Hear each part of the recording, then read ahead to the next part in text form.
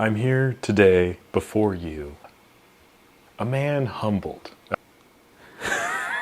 I thought, hey, how cool would it be to... No, that doesn't sound good, because that implies that thought was put in. There was very little thought put into this. A couple of years ago, I made a video, and basically I took a K1000 and took the top off. Hey, now we got a waist level viewfinder, K1000. That's cool, right? People will think that's cool.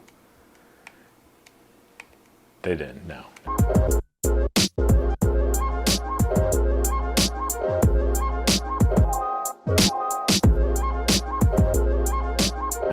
The results that came back were usable to a degree. There was a certain aesthetic, tone, vibe to them. A lot of light leaks, obviously, but you know, it is what it was. I was shooting with Fuji C200 at the time, back when it used to be Fujifilm, a great film stock, RIP, pouring out for the homies. And then the opportunity arose to meet up in Seaside and go shoot there for Candido, which is a film company that's doing kind of the cinestill stuff, selling Kodak film with the remjet taken off of it. And I've shot it before. Good buddy of mine, friend of the channel, John, check him out, subscribe to his channel, all that good stuff. He works closely with him and stuff like that. He's hooked me up with a roll and it was cool. The results were okay. Yet to make a video about it because I've been kind of low on the totem pole of importance. Here's some shots I got into like cattle branding, Candido, but I didn't really shoot enough video to like make a video out of it, and the results, like I said, are okay at best. So it wasn't really conclusive enough to bring to you guys with like either my stamp of approval or disapproval. Also because I didn't really buy the film, it's just, you know, there's a lot going on. So those were my cards on the table, but I paid to do this like little photo walk sponsored by a local company here, and I was like, this will be great. Support my homie, go shoot some film, and test out the camera. I made a few modifications too since I last shot it. So as you can see here, it is obviously missing the top. I also pulled the board. I pulled the CDS cells, the galvanometer, all that stuff. I have the SP500 the SP500 shutter speed selector on there because I thought that would be funny. I have a Spotmatic advanced lever on it because I think that's better. I did a lot of light sealing and I was thinking, surely this will help. Surely the same issues will not happen this time. And they didn't. They didn't. I'm very proud to say that the same thing did not happen. What did happen, however, was worse. And it's entirely my fault. I do think, though, that the issues are still minimal, okay? I think because it's like the film with the remjet off, any amount of light stuff creates that like blooming thing. So I think that kind of exasperated the issue a lot. However, these are so bad, dude. So the lab like sent the scans out and they're like, hey, like, here you go. And I like clicked it open and I was like going through a couple. I'm like, oh, sick. No light leaks. So I text my buddy. I'm like, no light leaks. Like, hell yeah. I didn't send the message yet. Like I had typed out. I was like, no light leaks. I'm about to take a victory lap and like show these fools. Like, hey, I know what I'm doing. I took the whole thing apart, resealed it. We're good. Yeah, I was feeling good. And then I like kind of kept going through. I'm like, man, this is crazy. Like, I don't remember taking any of these photos. That's wild. That guy, I don't remember him. Definitely didn't take a picture of the band. I thought to myself, I literally had a moment where I stopped scrolling through the photos and I was just like, this might not be, this might not be my role. Interesting. I like emailed the lab. I was like, hey man, these aren't mine. No worries. Just want to let you know. They sent it over a couple hours later. Mind you, didn't hit send yet. I open up my actual photos and going through the files and I'm like, whoa, it's fucking... some like experimental shit. It's just light leaks. Every now and again, like an image will come out and I'm like, oh, okay, there's something there. Okay, there's something there.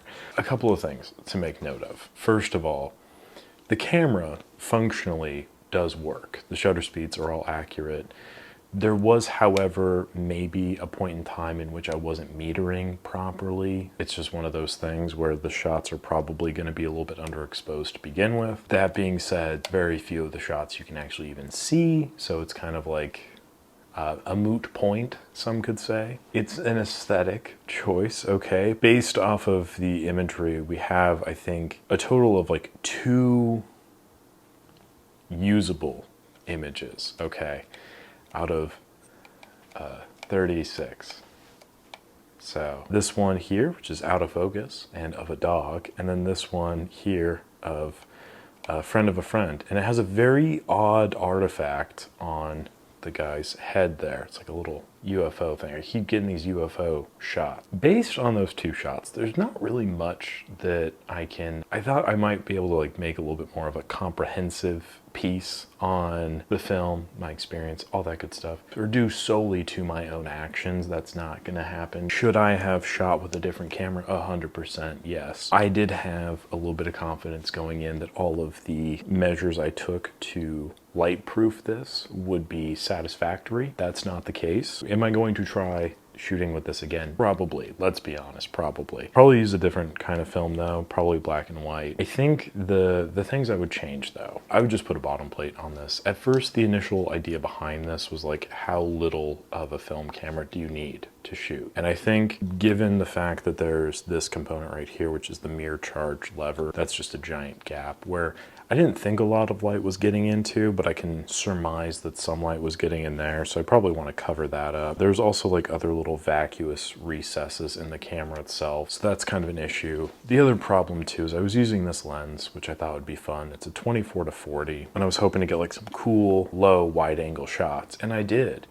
In my mind, they were super cool shots of these like really unique cars. However, obviously that didn't really portray in the final images there. It's really hard to focus with the ground glass here, so I'd probably switch this out for something that's a little tighter, like a 50 or something like that. It does look cool, it looks fun, it looks funny. That's arguably why I did this whole thing, but at the end of the day, the results, as you can see, were very bad. So where does this leave us with the Candido collective experience here? First of all, I think it's super cool. They supported this film walk, so shout outs to them for that. I think it's kind of a company that's doing the same thing that a lot of other companies are doing, so your mileage may vary on that. If you want to support them, by all means. If you don't, then that's your prerogative. I just don't really find myself too inclined to purchase those films because I don't really like the look as much. It's just never really been my cup of tea. I do think that this camera might have been